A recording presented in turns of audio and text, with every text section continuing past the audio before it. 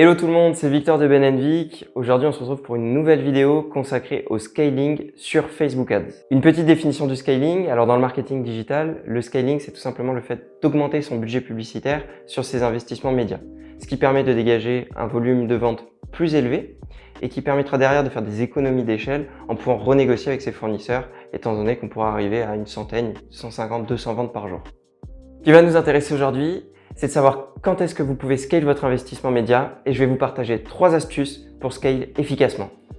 Si tu te renseignes sur Facebook Ads et que tu regardes des vidéos de e-commerce, de dropshipping, d'astuces sur les investissements médias, tu as dû entendre parler de scaling. Alors attention, toutes les campagnes ne sont pas bonnes à scaler. C'est-à-dire que tu ne peux pas scale quelque chose qui n'est pas rentable ou qui n'est pas stable. Quand je parle de rentabilité, je veux dire que tu as au moins un retour sur investissement de 2,5 ou 3 en fonction de la marge dégagée derrière, bien sûr, mais que tu sois déjà rentable sur ces campagnes. Si tu scales quelque chose qui dégage un retour sur investissement de 1, 1,5, tu risques de perdre de l'argent. En augmentant les budgets d'investissement, généralement, par effet de levier, on a une baisse du ROS. Si ton ROS est déjà limite ou que tu n'es pas rentable, augmenter les budgets ne te permettra pas de dégager plus de bénéfices. Ça aura certainement l'effet inverse où tu risques de planter totalement ton investissement média. De même pour la stabilité, si tu as une campagne qui génère 10 ventes un jour, 0 vente le lendemain, puis le surlendemain, 3 ventes et ainsi de suite, ce n'est pas une campagne qui est stable. Ce que je te conseille dans ce cas-là, c'est de faire du scale efficiency.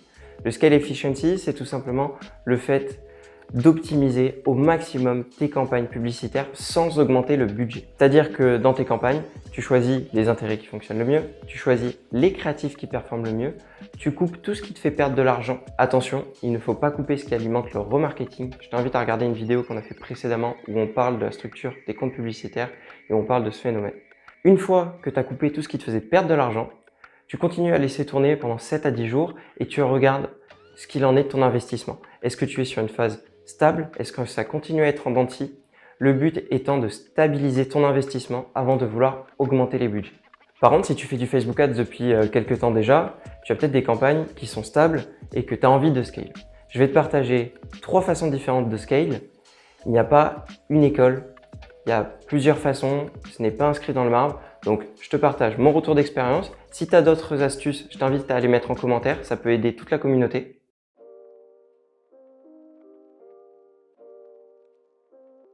La première façon de scale, c'est tout simplement le scaling horizontal. Qu'est-ce que le scaling horizontal?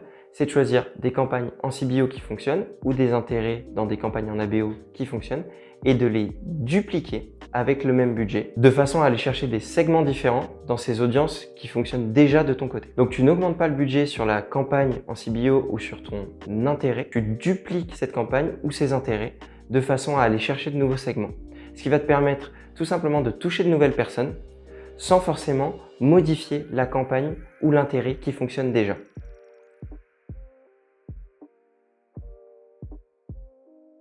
La seconde façon de scale, c'est tout simplement de faire du scaling vertical. Pourquoi vertical? Parce que tout simplement, tu vas augmenter ton budget. C'est-à-dire que si tu as une campagne en CBO ou un intérêt qui fonctionne, avec 20 € par jour, tu vas décider de le passer à 30 € par jour, puis 36, puis 45, puis 50 et ainsi de suite.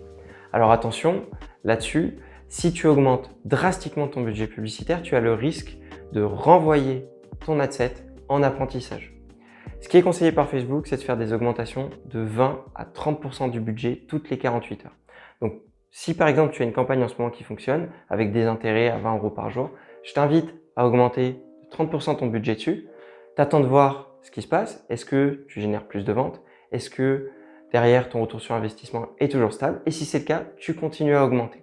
La différence entre le scaling horizontal et vertical, c'est tout simplement que sur l'un, tu dupliques un intérêt ou une campagne, sur l'autre, tu augmentes le budget sur la campagne ou l'intérêt. Attention, quand tu augmentes le budget sur une campagne, si tu ne le fais pas bien, tu peux renvoyer cette campagne en apprentissage, ce qui fait que derrière, tes performances ne seront peut-être plus stables ou plus les mêmes qu'avant.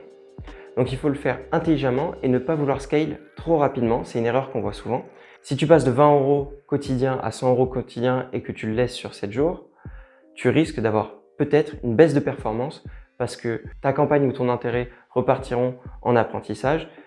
C'est du machine learning, l'algorithme va tester de nouvelles choses et risque très certainement de faire diminuer ton retour sur investissement en diluant ton investissement média dans de micro-tests qu'il effectue de son côté.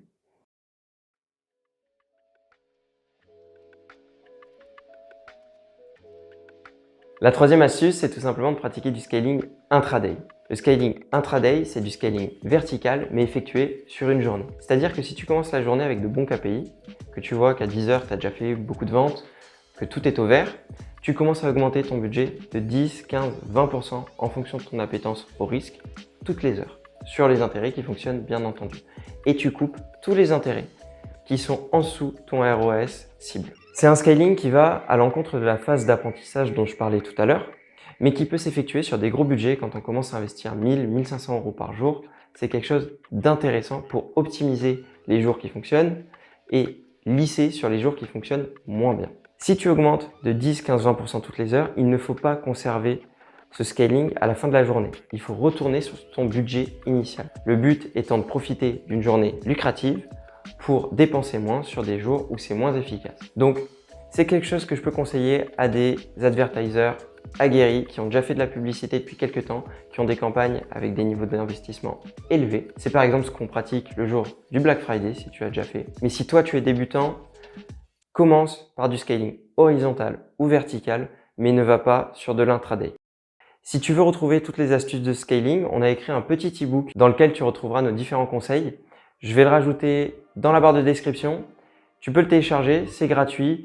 Tu peux le garder, l'accrocher au-dessus de ton lit, ça nous fera plaisir.